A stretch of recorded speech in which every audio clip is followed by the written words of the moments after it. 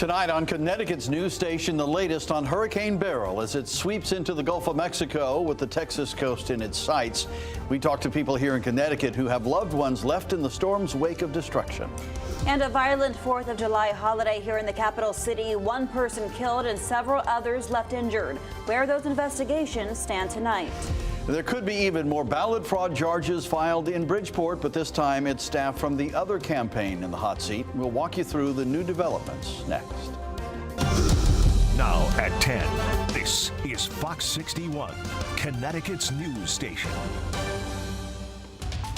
And we begin tonight on the weather and some lingering storms still causing trouble in parts of the state. Good evening, I'm Brent Harden. And I'm Bridget Piorlo. Thank you for joining us for the news at 10. Meteorologist Nick Morganelli in for Rachel tonight. Nick, which areas are most impacted right now by the storms? Yeah, you know, it's been Litchfield and Fairfield County mostly as these storms came in from the New York border and slid eastward. This is the last 6 hours of radar. And you see the little storm there. They produced a little bit of hail, upwards of a quarter to a half an inch of hail. So it's like a dime size, pea-sized hail with this, but hail wasn't the big issue. It's the torrential rain. So let's focus on the rainfall and we'll stop the image here. This is the latest radar right now. So ready to pummel New Haven and the surrounding communities with some very heavy rain. And this dot right there is where I queried it. And that's an inch, almost an inch per hour. Anywhere you see in the purple here is about 2.5 to 3 inches per hour. And this will give you an idea of how much rain fell up in this area. This dot right here, that's 2 inches estimated by our radar right near Washington. So that gives you an idea. There's a lot of water on the roadways. This has prompted a flood advisory from the National Weather Service, not only for parts of Litchfield County, but also Fairfield County as well. New Haven, Putnam, and Westchester affected by this flood advisory. Off to the west, there's more storminess here. This rain may come in the wee hours of the morning and tomorrow morning, so you may wake up to some torrential rains again and another wave of this. And then during the day tomorrow, maybe some breaks of sun, but for the most part, we could have another thunderstorm in the afternoon. So tomorrow's the wet day, then we have 2 dry days, Sunday and Monday. And look at the temperatures. That's going to put our heat index, the feel-like temperature, in the mid-90s. We'll talk more about that and see how long this heat and humidity will last coming up in the 7-day. All right, Nick, thank you. And tomorrow's expected storms are spelling out bad news for fireworks displays across the state. Many communities electing to delay or outright cancel shows. Just head to fox61.com for updates. And due to the rain, Hartford Bonanza is now happening on Sunday at Bushnell Park from 4 to 10 p.m. It'll be a great evening of music and food and, of course, fireworks. And don't forget, you can watch our live coverage on CW20 from 8 to 10 p.m. We'll be airing the entire fireworks show starting around 9:45. You can find all the information about Hartford Bonanza on fox61.com and our Fox 61 News app.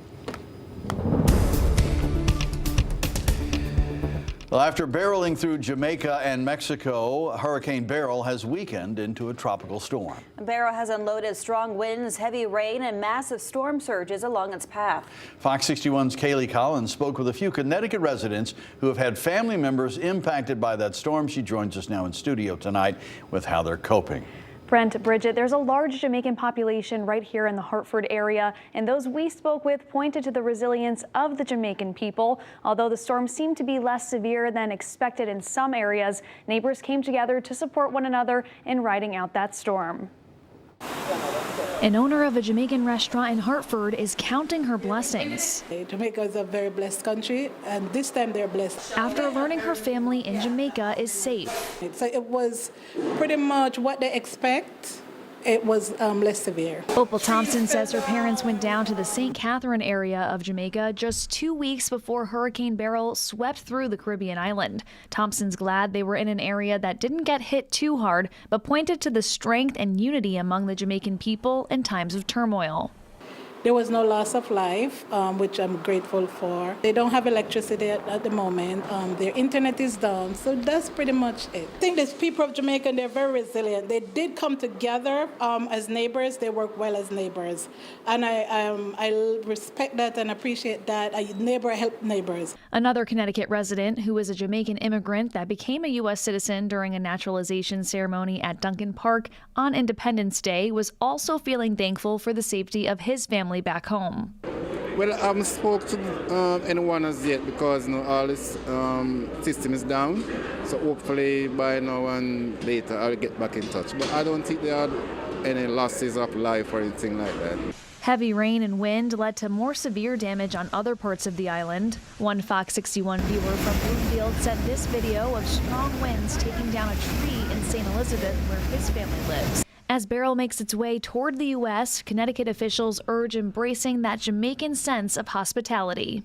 Our hearts go out to the people of Jamaica and the other parts of the Caribbean that have been so hard hit by this hurricane. We should reach out to those people in Jamaica and elsewhere that need our help because they have families here. And as you can see behind me now, Beryl is now passing through the Gulf of Mexico, and it might strengthen into a hurricane once again as it heads toward the coast of Texas this weekend. And so Texas officials are warning against potential heavy rains and some flooding, urging residents to take the proper precautions ahead of time. In studio tonight, Kaylee Collins, Fox 61, Connecticut's news station.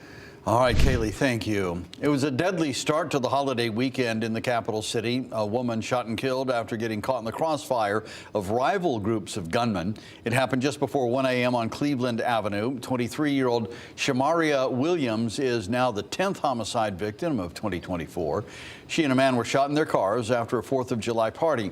No word on the condition of the wounded man. Williams' aunt remembers her as a generous soul. My niece was so humble and innocent, smart girl, go to work every day, better in her life, calm, easygoing. She was so soft-spoken. This was really unnecessary, very unnecessary. And that wasn't the only violence in Hartford. Shots rang out around 11:30 last night on Seymour Street, wounding 2 men, one of them critically. Police are also investigating a stabbing on New Britain Avenue. And new tonight at 10, a pediatrician in Norwich has been arrested after a months-long investigation. Dr. Ravi Prakash has been charged with sexual assault and risk of injury to a minor. Norwich police say they were contacted with a sex assault complaint at the beginning of May. Prakash surrendered after an arrest warrant was issued back on June 28th. He posted a $50,000 bond and is due in court next week. And new tonight, police are looking for the suspects who burglarized a smoke shop. It happened at Smoke Rules in Wallingford around 3:20 this morning. Police say surveillance video showed 3 suspects wearing black hooded sweatshirts and masks smashing the front door of the business. Police say $800 was taken from the cash register. Wallingford police are asking anyone with any information that could help in the investigation to give them a call. And a man is facing charges tonight for allegedly robbing and threatening people inside the Connecticut Post Mall. Jamar Jarrett is accused of robbing the American Eagle store inside the mall. When a security officer tried to stop Jarrett, he allegedly threatened to shoot him. Jarrett also had an arrest warrant from the Milford Police Department for a shoplifting incident that happened at the mall's Macy's store back in May. He is due in court later this month. New developments in the Bridgeport ballot fraud scandal. Another campaign operative could face criminal charges, but this time they supported Mayor Joe Ganem's opponent. Fox 61's Matt Karen brings us up to date. From the beginning, the John Gomes for Mayor campaign said that if anybody on their team committed fraud, to bring the evidence to the authorities. That happened. And today, Mayor Joe Ganem said that he, quote, appreciates SEEK for investigating the many complaints. There's another Wanda in Bridgeport, and her name is Maria. The State Elections Enforcement Commission just referred dozens of pages of evidence to the Chief State's Attorney's Office for possible criminal voter fraud charges. Among them, this photo of Maria Pereira, alone inside a senior housing unit, allegedly searching for an absentee ballot. It appears that she's unauthorized in a voter's apartment. a senior who I'm told may have a handicap or dementia, going in there rummaging, apparently looking for something. It's the same Maria Pereira who is a sitting city councilwoman. The same Maria who was arrested at the polls in 2023 for allegedly assaulting a 70-year-old woman.